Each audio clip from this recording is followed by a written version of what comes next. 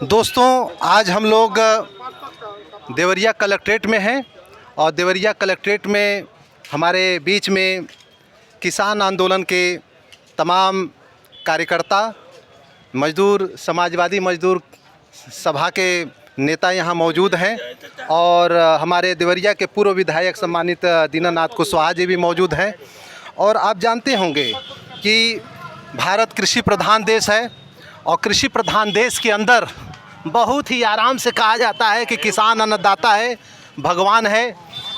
धरती को सोना बनाने वाले भाई रे, धरती को सोना बनाने वाले भाई रे, धरती को हीरा उगाने वाले भाई रे, देख तेरी मेहनत को लूटे कसाई रे, देख तेरी मेहनत को लूटे कसाई रे, मील को ठिका रे सड़के ए इंजन, इन सब में तेरे ही मेहनत की धड़कन, तेरे ही मेहनत को किसने लूटी कमाई रे, देख तेरी मेहनत को लूटे कसाई रे।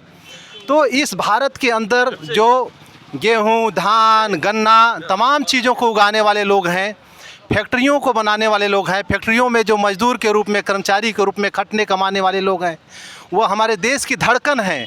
लेकिन उस धड़कन की क्या हालत है, आज ही नहीं पिछले 10 वर्षों से देवरिया जनपद में किसान, मजदूर और चीनी मिल के जो कर्मचारी हैं अपने बकाया के भुगतान के लिए, आंदोलन के लिए यहाँ मजबूर हैं। आइए हम उनसे मिलते हैं। हमारे बीच में जैसे इसके प्रमुख नेता जो भावुक हो गए जब चीनी मिल के जो मशीनों को उठा के ले जाया जाने लगा, ऋषिकेश यादव जी से मैं जानना चाहूँगा कि यह जो सवाल है इसमें मजदूर, किसान, कर्मचारी तीनों इससे परेशान हैं। आखिर इससे कितने लोग लाभान्वित होते थे? देवरिया चीनी मिल केवल गौरी बाज़ार नहीं, बैतालपुर नहीं, ये पूरे एशिया का ये चीनी का कटोरा कहा जाता था। तो आप बताइए कि किसानों, मजदूरों की क्या समस्या है? सर, पहले तो मैं आपके चैनल को धन्यवाद देना चाहता हूं। मानो और आपको बता दें कि यह शुगर फैक्ट्री 1995-96 में बंद हुई, और वो भी साजिश के तहत बंद हुई। उस समय माननीय अटल बिहारी वाजपेयी की सरकार हुआ करती थी। बीमार घोषित हुआ, उसके बाद जो है इस फैक्ट्री को बंद कर दिया गया और यहाँ तक मजदूरों को न ले ऑफ किया गया न पे ऑफ किया गया। आज भी जो है वही परिस्थिति। और पे ऑफ का क्या मतलब है? ये जैसा कि जब हमारा हिसाब हो जाता है, एक फैक्ट्री का जो है पूरा हमारे मजदूरों का जब हिसाब किताब मिल जाता है, BRS वगैरह, PF वगैरह सारा चीज़ मिल जाता है, जो हमारा दे होता है सारा निपटारा कर दिया जाता है। उसको पे ऑफ, ले ऑफ का मतलब ये कि जो फैक्ट्री बीमार घोषित जब कर दी गई तो उस समय जो है आधी तनख्वाह, ये समझौता हो जाता है मजदूरों से कि आधी तनख्वाह हम देते रहेंगे कब तक, जब तक जो है फैक्ट्री बीमार है। उसके बाद जब संचालित होगी तो आपको पुनः जो है सारा व्यवस्था कर दें, तस के तस हो जाएगा। तो ये ले ऑफ, पे ऑफ आपने किया नहीं। और इतना ही नहीं है, जब हमारे मजदूरों का हाई कोर्ट का आदेश था तो आपने ताला तोड़वाया, मजदूरों को धड़का करके, किसानों को हड़का करके आपने ताला तोड़वाया, मजदूरों की आवाज़ को गिरवाया। किसने तोड़वाया? किसने? ये जिला प्रशासन ने। अच्छा, जिला प्रशासन ने खड़ा होकर के तोड़ा। ये तो अब जो देखिए, जो फैक्ट्री की जमीन 250 करोड़ की आकलन की गई, उसको 17 करोड़ में बेचा गया। आखिर किस कारण से भाई? जबकि कोर्ट ने कहा है कि धारा 14 के साथ दोषपूर्ण है, ये रजिस्ट्री फ्रॉड है, क्योंकि ये रजिस्ट्री जो है जिला अधिकारी के समक्ष नहीं हुई है। लेकिन देखिए, ये बहुत ही महत्वपूर्ण सवाल ऋषिकेश भाई उठा रहे हैं कि सक्षम न्यायालय में पहुँचे और हाई कोर्ट तक पहुँचे और जनता के पक्ष में निर्णय आया, उसके बावजूद भी जिला प्रशासन वहाँ के ताले को तोड़वा रहा है। उसके बाद हम लोग जो है सक्षम न्यायालय गए। सक्षम न्यायालय ने RC जारी किया, वो 14,73,86,000 रुपये की है और 1,62,62,00,000 रुपये गन्ना काश्तकारों की है। तो जब हमारी RC हुई तो RC उसी भूमि पर हुई, उस फैक्ट्री के भूमि पर हुई। न कि किसी अन्य पे।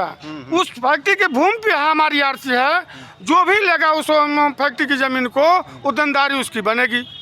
लेकिन जिला प्रशासन ने एक नहीं सुना मजदूरों किसानों का, लेकिन थाला तोड़वा दिया, माल उठवा दिया, सारे फैक्ट्री को ध्वस्त करा दिया, यहाँ तक ईंट और पत्थर को तोड़वा दिया ये लोगों ने। तो ये कहाँ का न्याय है भाई?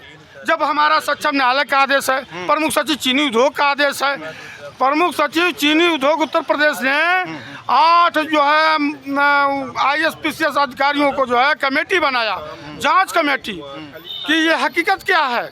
उन्होंने 15 दिन के अंदर रिपोर्ट देना था, उन्होंने जो है जांच किया और 15 दिन के अंदर रिपोर्ट दिया। तो उस पर जो है चीनी प्रमुख सचिव ने ये आदेश किया कि 15 दिन के अंदर 15% के हिसाब के दर से मजदूरों किसानों को भुगतान कराया जाए, और कब तक, जब तक उस ज़मीन को स्थानांतरण न किया जाए, जब तक मजदूरों किसानों का भुगतान न हो जाए। लेकिन ये जिला प्रशासन ने अपने बल पे एकदम अनर्गल काम किया, जाकर के ताला तोड़वा, माल उठवा, मजदूरों की आवाज़ को गिरवा दिया। ये कहाँ का न्याय है भाई? हम इसीलिए बैठे हैं, जब हमारा हाईकोर्ट का आदेश है, सक्षम न्यायालय का आदेश है, प्रमुख से चीनी उद्योग का आदेश है, तो फिर आप क्यों नहीं उस चीज़ को आपने एक भूखंड जो है आपने नीलामी पर भी चढ़ाया, तो आखिर नीलाम क्यों नहीं किया? इसलिए कि उद्योगपतियों की से इनका साठगांठ बन गई और चीज़ को रोक दिया। और रोका किस आधार पर? कौन सा दफा इन्होंने दिखाया है? 367 जो दिखाया है इन्होंने NCLT में। NCLT वो जाए, हम क्यों जाए भाई? हारा हुआ आदमी जाता है तो वो अपना वो फैक्ट्री ले रहा है, तो अपना कानून के लिए जा रहा है, उससे मजदूरों का क्या लेना देना है, किसानों का क्या लेना देना है। और जो एक धारा इन्होंने और दिखाया है कि कोर्ट में लंबित मामला जो 82,821 है /2019, इस नाम का कोई याचिका ही नहीं है, इस नाम का कोई याचिका हाई कोर्ट में नहीं है। फ्रॉड किया गया है जिला प्रशासन ने।